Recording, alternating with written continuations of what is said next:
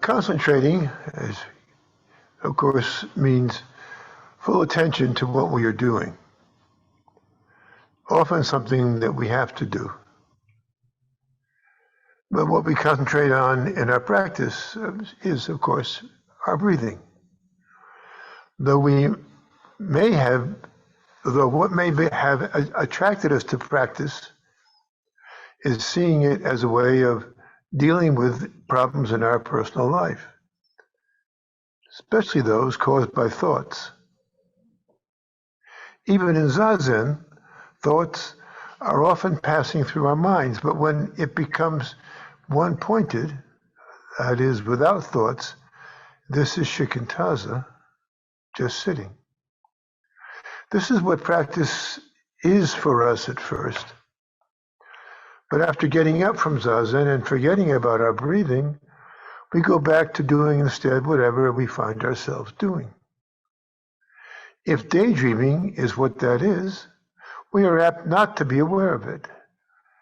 But we may never have considered ordinary life as a place to practice anyway, in the beginning, though it is.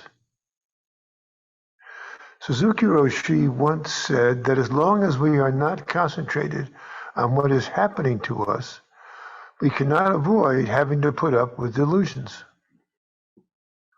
Until we pay attention to them, our focus in life, outside of when we are sitting, whether we are aware of it or not, will in time be on feelings such as greed, anger, or indifference. Eventually, however, we will be much less involved with how we get in the way of ourselves like this, and more attuned to what is happening around us. Indeed, our first taste of freedom from the self is likely to be in some moments outside of meditation, some moment outside of meditation.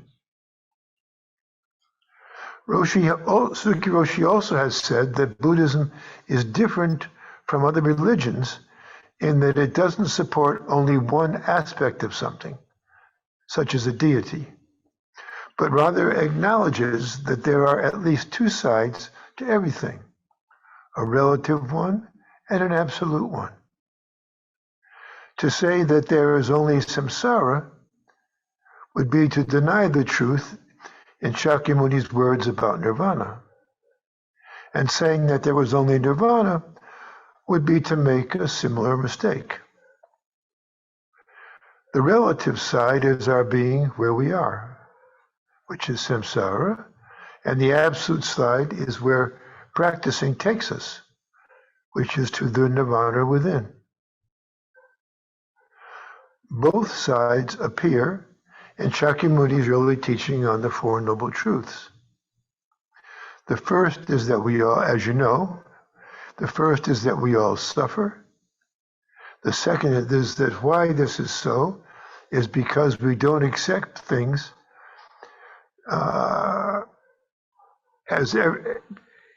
in that everything in life changes. Nothing can be said to actually exist, then, ourselves included. Yet we cling to things as well as to this self. The third truth is that our practice can put an end to our suffering. And the fourth is that there are 8 steps to take to accomplish this. Zen practice, even more simply, we need to meditate. By doing what Shakyamuni himself did, we find for ourselves the validity of what he taught. Mahayana Buddhism expresses the initial part of our practice first as one from form to emptiness. It is why we sit. But we later need to deal not only with the end of our suffering, but with our subsequent return to everyday life. This is referred to as coming back from emptiness to form.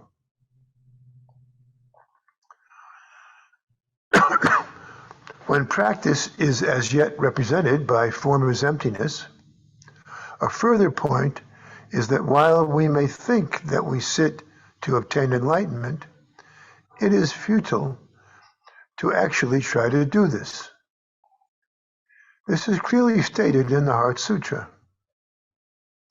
Making use of an abbreviated list of the dharmas taught by Shakyamuni, from the 5 skandhas to the 4 noble truths, the Heart Sutra then denies their existence. It follows this total negation of dharmas with no knowledge and no attainment. The no attainment sums up that dharmas, which are based on descriptions of Buddha's experiences before they became the believable theories that we make use of in our practice. But they are not something that we can truly know, the dharmas, before we ourselves experience the truth of them. There is also no attainment in that realizations cannot come about just because our thinking about them, just as Buddha nature cannot be attained through reasoning, even though we already have it. Realization in Buddha nature, as do all dharmas, exist merely as thoughts for us before we discover them within ourselves. I cannot speak for modern Vipassana, but in the Theravada Buddhism introduced to the West in the past, practice ended with nirvana. Those reaching the top of the mountain, as it were, the arhats, would remain there in the bliss of samadhi, not needing to come back down since they would not reincarnate. This was to be their last lifetime. However, in the last of the 10 Oxurni pictures that were popularized by Rinzai Zen, the final stage of practice is represented by an old man returning to ordinary life, sometimes greeting children there. Being of different traditions than Catholics and Eastern Orthodox, Zen masters cannot be expected to look the same as their counterparts do in the art of those religions. But any halos, according to masters, would have been left on the mountain. Enlightenment in Zen is a stage in the practice that it is necessary to let go of in order to be with others and be of service to them.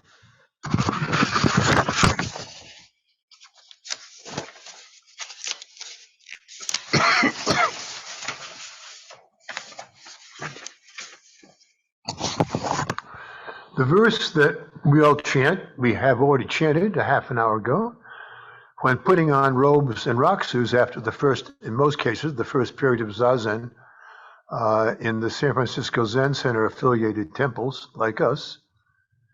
Of course, it's the great robe of liberation, far beyond form and emptiness, wearing the Tathagata's teaching, saving all beings.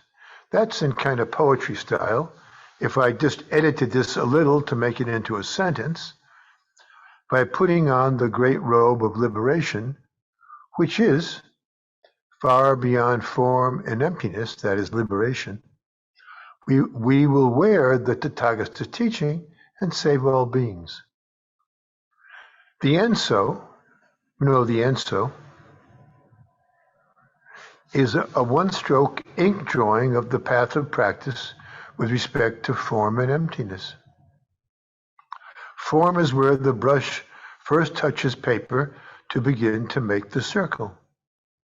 Emptiness is the point in the circle which is farther away from that. And the circle returning to where it began is form again. So I'll make it in a small one right here. So I'm going to make it so it'll actually look the right way. It goes up. So here's form, where we are when we begin to practice. Ultimately, we go up to emptiness. Then we come back down again, like in we're back to form again.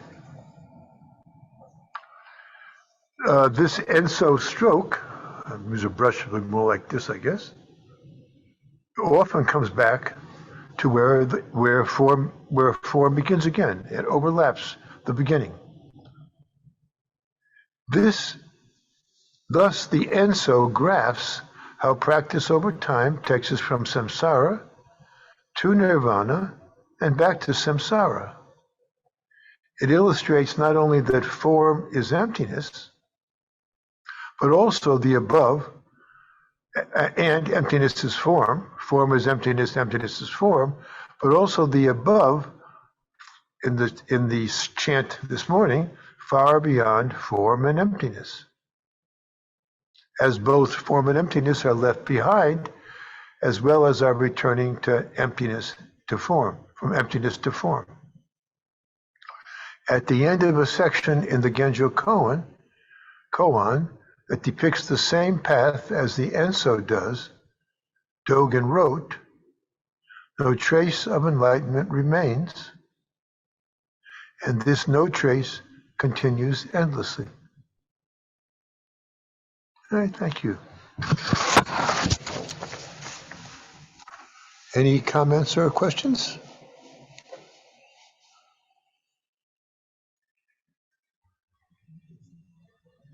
Mike, where are you when I need you?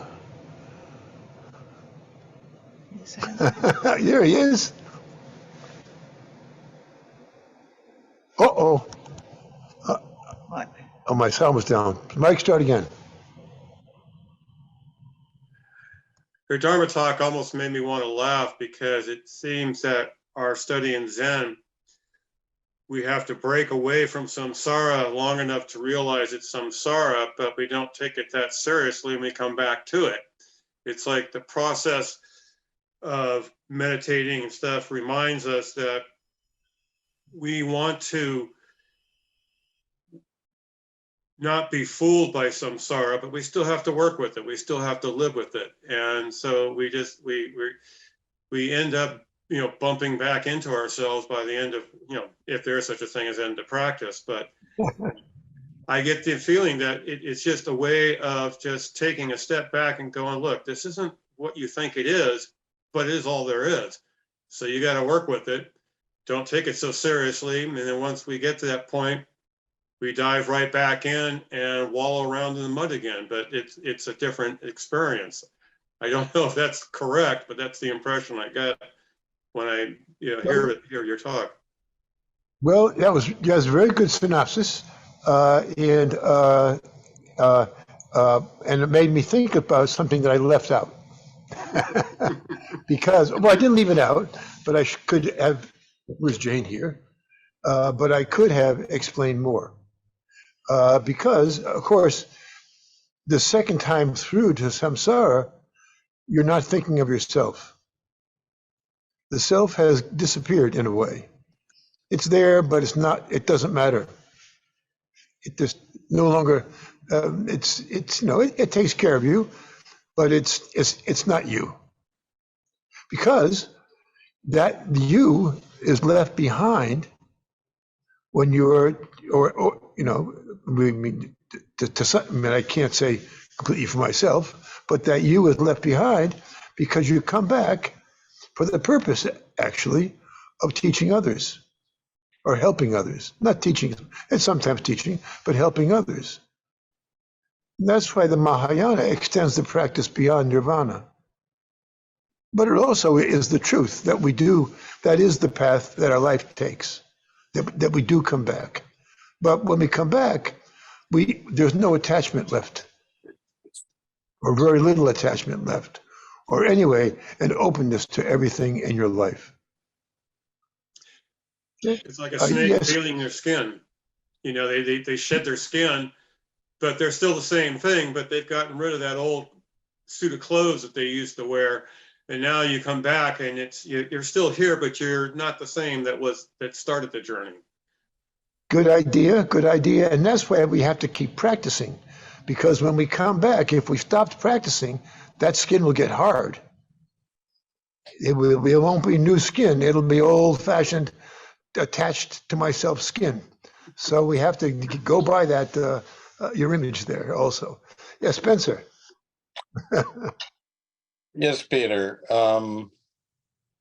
So I've been thinking about beyond form and emptiness, and I've been working on the koan mu for 22 years, and which I feel is beyond form and emptiness. And I'd like you to expound on that, and maybe if Jane would also give commentary on that. Sure, that sounds good. Okay, I'll start off.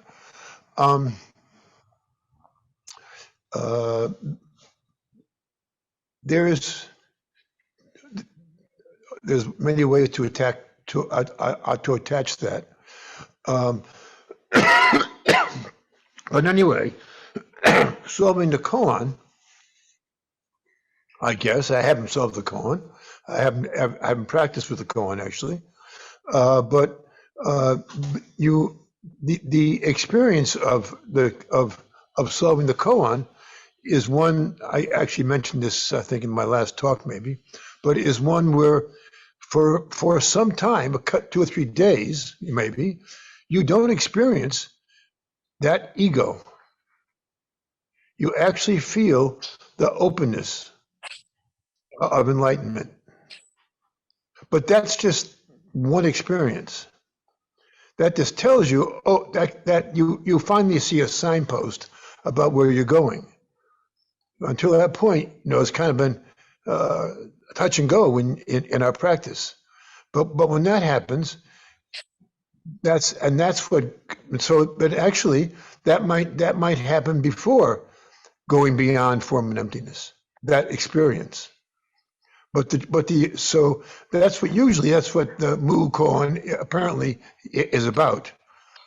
And then practice goes, deep practice enlightens that experience. It makes your life becomes that experience as time goes on. Not just an experience, your life is that. But everyone who practices long enough, of course, Rinzai is quite different, because they use that as the place to, in some person's cases, start off your practice. But even without using the koan, you will naturally have that experience in your practice. It just happens. It's a part of practice, and it happens. Yeah. And that's how Soto Zen treats it, and Vajrayana also. So it's a little bit different. Yeah, go ahead, Spencer.